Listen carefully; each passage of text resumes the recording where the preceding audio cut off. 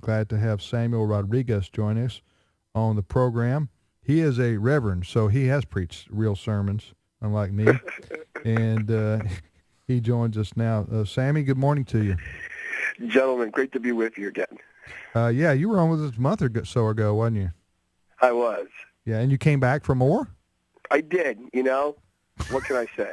Well, Ray Pritchard's on with me. He's co-hosting. Hey, Sam, how are you? How are you, buddy? So anyway, we're glad to have you back, Sam. You got a book. I have an advanced reader's copy, Uncorrected Proof. Have you corrected the proof yet, and is the book available? The good news is the proof has been corrected. Okay. The book is available everywhere. The Lamb's Agenda.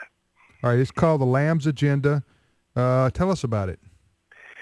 The Lamb's Agenda is a biblical prescription to address even the very issues you alluded to. Wow, what amazing times. Could you ever have imagined that within our generation, we would see our Christian worldview threatened, pushed to the margins? And I do believe, by the way, that there's an intentional attempt to silence the voice of Christianity in America. You know what? The book says this: the number one problem in America is not moral relativism or cultural decadence or spiritual apathy. The number one problem in America is a lukewarm church. We have a church that has really pushed itself out of the public sphere. We drank the proverbial Kool-Aid, and we are no longer engaged. This nation was founded on a powerful, transformative, catalytic Judeo-Christian value system. We were founded on the principles of Plymouth Rock and Jamestown, and now we are surrendering truth on the altar of political expediency. The Lamb's Agenda says that the answer for America is not found in the agenda of the donkey or the elephant. It's in the agenda of the Lamb, which means we need a righteousness and justice, Christ-centered, Bible-based movement in America that will speak truth to power. It's not even committed to cultural engagement. It's committed to cultural reformation. So it's really a clarion call for the church to rise up and reconcile the vertical and the horizontal planes with the Christian message. Hey, Sam, that's a pretty provocative thing you just said, and very interesting. You said the call here is not simply to cultural engagement, but to cultural reformation, which to me sounds like an even higher standard. What do you mean by that? No, we're not called to engage the culture. We're not called to sing Kumbaya. We're called to reform the culture. We really are. We should be the most catalytic, influential institution, providing space, of course, within the confines of our wonderful American experience. So we provide space for religious pluralism. And by the way, it's because of our Christian faith in America, our Judeo-Christian value system, that other faith narratives can succeed and thrive in America. We provide space. We don't have an inferiority complex. We provide space, but it stems out of that spirit of tolerance and grace and love and compassion. But it's not about singing Kumbaya with the culture. It's about reforming the culture. Many years ago, I remember hearing sermons. I'm a Generation Xer, and I remember hearing sermons in my church growing up saying that nothing good can come out of Hollywood. Nothing good can come out of popular culture, and that Christians should completely segregate and isolate ourselves and have nothing to do with them. Well, what we really need are more Christ followers in Hollywood. What we really need are more Christ followers in major media and in popular culture. What we really need are Christ followers involved in the political sphere. So instead of abandoning and isolating ourselves, we should be more engaged, and actually beyond engaged, we should be committed to transmitting our Christian worldview and influencing with our Christian worldview. The word influence stemming out of our Christian faith narrative is so powerful. To me, it's almost synonymous. If you're a Christian and you're not exerting influence, be it at your job, in your college, in your school, wherever you may be, we have a problem. Because Christianity, there's no such thing as comfortable Christianity.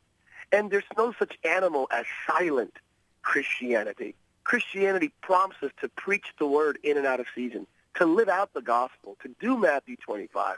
It's so powerful, and that's the call for the Lamb's Agenda. Can we reconcile Billy Graham's message of salvation through Christ with Dr. Martin Luther King Jr.'s march of prophetic activism? Can we reconcile the message and the march?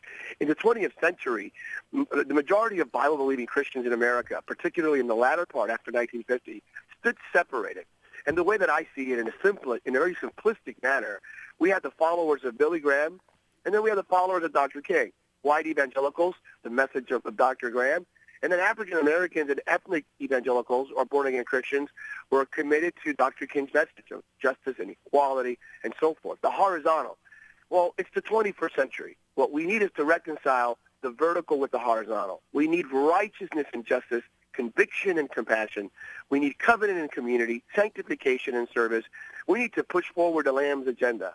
We need to reclaim justice in the name of Jesus and take it out of the political lexicon and redeem it out of the biblical narrative, and really see a movement in America that's catalytic and transformative. Sammy, I'm ready to charge with you, brother. I mean, that was a great admonition, and I couldn't agree with you more in terms of our need to exert our influence and to rise to leadership and to promote the Lamb's agenda, the Lamb being Jesus Christ. Correct. However, there's a but coming here. Yes. However, how do you recognize that we do have an enemy? I mean, this is not so easy. You know what I'm saying? I mean, for instance, you mentioned Hollywood. Yeah. You go to Hollywood and you're a Christian, you're not going to make it up the ladder, because you have to compromise a lot of times on your values, and plus I'm just giving you one example. Plus, they are secular liberals and humanists that control Hollywood, so it's hard to go up and exert influence for godly reasons. You understand what I'm saying? I hear you, but let me give you a quick point of reference. Recent history. How about the last couple of weeks? The Bible series. You have Mark and Roma Downey and Mark Burnett. They're personal friends. And wow, just wow. Yeah. 1 out of every 4 Americans viewed the Bible series. That's stunning.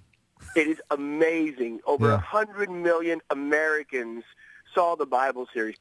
More people are talking about Jesus and the Bible now than they have for so many years. And I have the privilege, I say this by God's grace alone, I have the privilege of having good friends that work in Hollywood, in the television and movie industry. There is this quiet little movement taking place. A number of people having personal encounters with Jesus, accepting Jesus Christ as Lord, born-again Hollywood actors and actresses. And, you're right, by the way. They're quiet about it. They can't be really out there saying, hey, here I am. I'm a Jesus freak, because it may very well result in, let's just say, lack of engagement as it pertains to opportunities. But it's fermenting, and it's growing. So I do believe that we're beginning to see movements in popular culture of people that are Christ followers committed to saying, you know what, this is the time. It's really the time to advance an agenda that is so powerful that can very well be the hope of America. I sat around a number of Christian scholars. These are Christian scholars who a few months ago wrote the obituary of American Christianity. One of them stated that by the end of the 21st century, American Christianity, quote, will not survive in any viable or sustainable manner. That American Christianity will look like Europe's Christianity today, in the margins, less than 5%, 10% max. Wow. I beg to differ. I think we stand at the precipice of a third awakening, of a fresh move of God upon our nation. I believe God is not done with America, and America is not done with God. But it's going to take the Christian church to stand up. It's going to take the church really to articulate a powerful message of salvation through Christ with biblical justice, not big government justice, but biblical justice in the name of Jesus, where we raise our hands up in worship and stretch our hands across out in compassion. Sammy, in your book, you say that we need John the Baptist leadership. What's that all about? We measure leadership in American Christianity via the metrics of our Western European optics, of course. But we have to refocus that, which is usually, how many people do we have in our church? The elevator speech. You know, have you sat down with a pastor? Is usually, how big is your church? How many people do you have on Sunday? And we measure things by numerical quantitative metrics. When we should really measure success the way John the Baptist did it, the way Jesus did it. John the Baptist said, you really want to see my success? And greater is he who follows me. He's going to be so great, by the way, whose sandals are worthy of time. John the Baptist pointed to Jesus. And Jesus said, you, John 14, you will do greater things in my name. In other words, make those that follow you greater than yourself. If you really want to see effective Christian ministry, make those that follow us greater than ourselves. I pastor a church, and I tell my church the effectiveness and the success of this church cannot be measured while I'm your pastor. It can only be measured what happens after your pastor leaves. If I leave and this church diminishes and goes down to nothing, then this was personality-driven, and it was more about me and less about Jesus. Let's make sure that those that follow us do greater things than we do. I want to make sure my children achieve greater things than I have ever achieved for the glory of Christ. Therefore, the true measure of success is by those that follow us, rather than the temporary success metrics that we currently exhibit in our present age. We're talking with the Reverend Samuel Rodriguez. He's the author of the brand new book, The Lamb's Agenda, Why Jesus is Calling You to a Life of Righteousness and Justice. Ought to also mention, Sammy, you're the current president of the National Hispanic Christian Leadership Conference, which is America's largest Hispanic Christian organization. Tell us where people can get a copy of The Lamb's Agenda, and if you have a website where people can get to know you personally, tell us about that too. You can visit our site, thelambsagenda.com, lambsagenda.com, pastorsam.com. You can follow us on Facebook and Twitter, Reverend Samuel Rodriguez, Facebook, Twitter, YouTube, and Instagram. And yes, the book is available everywhere, from Amazon to Costco, Sam's Club, Walmart, Family Christian bookstores, Mardell bookstores, in a bookstore near you, The Lamb's Agenda. And one more thing, Time Magazine this very week featured us on the cover called The Latino Reformation. It's a phrase that I humbly describe pertaining to the growth of the Hispanic evangelical community. And pick up a copy. It's the cover page of Time Magazine, and it speaks about this growth of the Hispanic Christian movement in America.